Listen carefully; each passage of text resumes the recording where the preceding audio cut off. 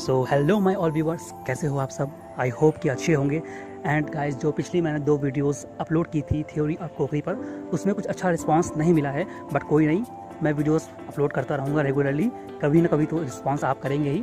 सो आज का जो गाइस हमारा टॉपिक है वो होगा हमारा फ्रेंच क्यूजीन के ऊपर, जिसमें कि हम फ्रेंच क्यूजीन के बारे में जानेंगे, उसके इतिहास के बारे में जानेंगे एंड कैसे उसका एवोल्यूशन हुआ उसके बारे में भी जानेंगे। सो बिना कुछ देर करते हुए चलिए हम शुरू करते हैं वीडियो को। बट उससे पहले अगर आपने हमारे चैनल को सब्सक्राइब नहीं किया है तो प्लीज़ प्लीज़ प्लीज़ चैनल को सब्सक्राइब कर दीजिए एंड लाइक शेयर भी करिए अगर वीडियो पसंद आए तो। सो चलिए शुरू करते हैं वीडियो।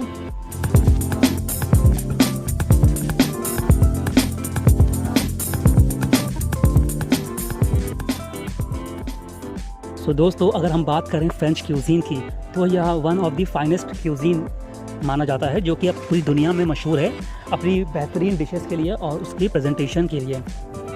दोस्तों, जब मेरोविंगियन काल समाप्त हो रहा था तब कुछ मठ थे जिन्होंने इस कला को संभाल कर रखा और वहीं से इसकी शुरुआत हुई। इसके अलावा वियोलेट ले डॉक ये एक राइटर हैं जिन्होंने कि अपनी एक स्टडी में बताया कि जब किचन्स बहुत बड़े हुआ करते थे, इसके अलावा रोस्टिंग बहुत ही कॉमन थी उन दिनों। एंड जो उस समय खाना पकता था, जैसे मीट वगैरह जो भी पकता था, तो उसको फायर के ऊपर रख के पकने के लिए छोड़ दिया जाता था। यानी उस समय ना कोई टाइमिंग का इशू और ना ही कोई टेम्परेचर, इसकी कोई उस समय वैल्यू नहीं थी। तो इस तरह से पहले खाने बनते थे। एंड इसके बाद जब 12वीं शताब्दी की शुरुआत हुई तो 12वीं शताब्दी में ओवन का आविष्कार हुआ। यानी कि ओवन का आविष्कार 12वीं शताब्दी में हुआ था, जो कि फ्रांस में हुआ था। एंड स्पेशली इसका जो आविष्कार हुआ था वह सिर्फ रोस्टिंग के लिए तैयार किया गया था। यानी उन दिनों इसका जो मेन मकसद था ओवन को तैयार करने का, वो सिर्फ रोस्टिंग के लिए था। बट आज हम ओवन का इस्तेमाल काफ़ी चीज़ों के लिए करते हैं, ये तो आप जानते ही होंगे। एंड फिर दोस्तों, जब 14वीं शताब्दी की शुरुआत हुई, जिसे कि हम सॉसेज कुकरी भी कह सकते हैं, यानी कि उन दिनों सॉसेज का इस्तेमाल होना शुरू हो गया था।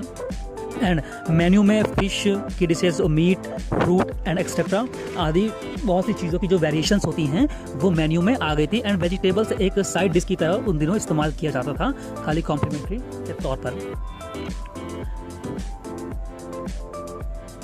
एंड दोस्तों, 16वीं शताब्दी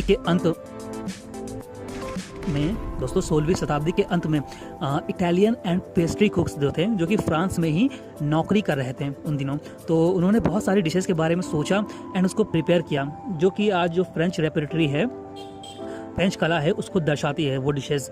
कुछ खास डिशेस हैं जिनके मैं आपको नाम बता रहा हूँ, जैसे कैनेलोनी, रेवियोली एंड ग्नोची। ये मतलब फ्रेंच वर्ड्स में ही इनका नाम है, फ्रेंच डिश है तो उसी में नाम होगा। सुनने में वैसे थोड़ा अजीब लगता है बट कोई नहीं। जो गाइस, इसके अलावा जो ये फ्रेंच क्यूजीन है वह अंतर्राष्ट्रीय कुलिनरी में अहम योगदान निभाता है। इन्होंने जो हमारा जो ये होटल इंडस्ट्री है, इसको कई ऐसे मतलब वर्ड्स दिए, टेक्निकल वर्ड्स, जिनको आज हम यूज़ करते हैं अपनी लाइफ में, अपने होटल इंडस्ट्री में। सो ये उन्हीं की देन है गाइस। एंड दोस्तों, इसके अलावा जब 17वीं और 18वीं शताब्दी जब शुरू हुई तो उन दिनों ये रॉयल लोग जो थे एंड हाई रैंकिंग लोग जो भी उन दिनों सेना में हुआ करते थे, तो उनका जो इंटरेस्ट है वो खाने की तरफ काफ़ी आकर्षित हुआ। एंड जो शेफ्स होते थे उनको भी ये अच्छा लगा कि जो हाई रैंकिंग लोग हैं, जो अच्छे लोग हैं, उनका इसमें आकर्षण हो रहा है। तो शेफ्स ने भी डिशेस बनाई एंड उनको नाम रखना शुरू किया उनके नाम के अकॉर्डिंग। सो ऐसा हुआ था। एंड इसके अलावा उन दिनों जो दावत वगैरह होती थी बैंक्वेट्स में, तो वहाँ पे खाना जब पहुंचता था एंड खाना अगर गेस्ट को अच्छा लगता था, भरी सभा में सभी गेस्ट के सामने शेफ्स की तारीफ की जाती थी। तो यह प्रचलन मतलब उन दिनों शुरू हो चुका था। एंड इसके अलावा अगर खाना पसंद नहीं आता था तो भरी सभा में बेइज्जती भी की जाती थी। तो यह सब जो प्रचलन है तब से आज तक चली आ रही है। जो भी मेरे भाई लोग हैं होटल इंडस्ट्री में, ये बात जानते होंगे अच्छी तरह से। एंड इसके अलावा दोस्तों, जब 19वीं शताब्दी का जब अंत हुआ, देन फ्रेंच क्यूजीन जो थी वो बहुत आगे बढ़ चुकी थी। और जो कुछ शेफ थे उन दिनों के, जैसे स्कॉफर एंड प्रॉस्पर, जिन्होंने इस पर बुक्स भी पब्लिश कर दी थी, जो कि पूरे वर्ल्ड में बहुत फेमस हुई। एंड इसके बाद दोस्तों, गैस्ट्रोनॉमी यह एक कला है जिसमें कि कुकिंग करने के बाद जो प्रेजेंटेशन किया जाता है वह गैस वगैरह उसमें इंसर्ट करके किया जाता है। आपने देखा भी होगा कई सारे होटल्स या रेस्टोरेंट्स में आजकल मतलब प्रचलित में है ये कला। एंड सोशल मीडिया में काफ़ी ज़्यादा खासकर प्रचलित है, जिसमें कि खाने को प्रेजेंट करते हैं एंड इसके बाद फिर अंदर स्मोक छोड़ के फिर जब शीशे का जो बॉल होता है उसको हटाया जाता है, तो काफ़ी अच्छा अट्रैक्टिव लगता है देखने में। सो यह कला भी 19वीं शताब्दी में शुरू हो गई थी फ्रांस में। एंड दोस्तों, इसके अलावा जो गार्निशिंग की जाती थी उन दिनों, सो यह बहुत ही इम्पॉर्टेंट रोल अदा करती है फ्रेंच क्यूजीन में। इन्हीं से खाने की पहचान होती है। कुल मिलाकर हम यह कह सकते हैं कि sauce, garnishing and side dish important हैं। एंड इसके अलावा अगर हम एग्जांपल दें तो जैसे रोस्ट बीफ, यह एक डिश है। रोस्ट बीफ इसको सर्व किया जाता है यॉर्कशायर पुडिंग और कॉम्प्लीमेंट के तौर पर इसमें हॉर्स रेडिश सॉस के साथ इसको सर्व किया जाता है। तो यानी यह एक पूरा कंप्लीट मील बन गया। यानी ये खाने को ऐसे अलग अलग नहीं छोड़ा जाता, पूरा कंप्लीट मील बना के सर्व किया जाता है कम क्वांटिटी में। एंड दोस्तों, जो इंग्रेडिएंट्स हैं, जो मटेरियल्स जो यूज़ किए जाते हैं, वह भी बहुत अहम रोल अदा करते हैं। जैसे कि जो इन्वायरमेंट होता है, हमारा पर्यावरण होता है, उसके बदलने के साथ साथ जो किसी भी जगह की जो स्पेशलिटी होती है खाने को लेकर, वह भी बदल जाती है।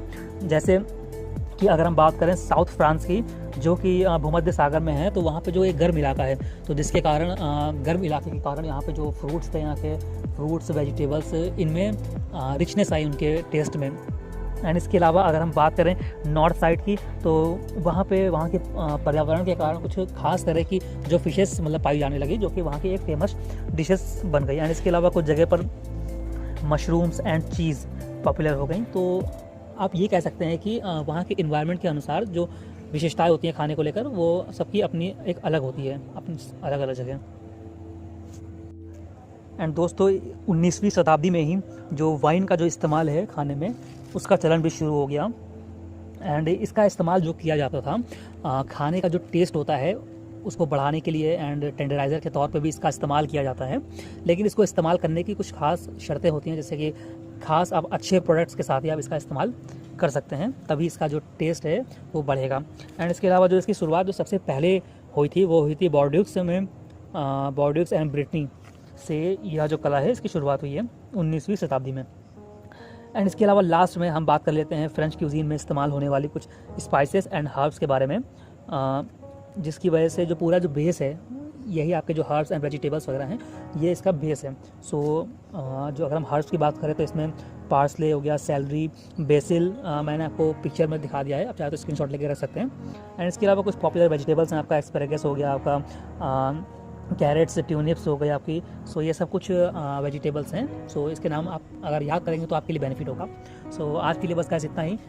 वीडियो पसंद आया तो please like and share and channel को सब्सक्राइब करें। एंड अपने होटेलियर फ्रेंड्स को भी आप शेयर कर सकते हैं। Thank you for watching. मिलते हैं एक और नई वीडियो के साथ।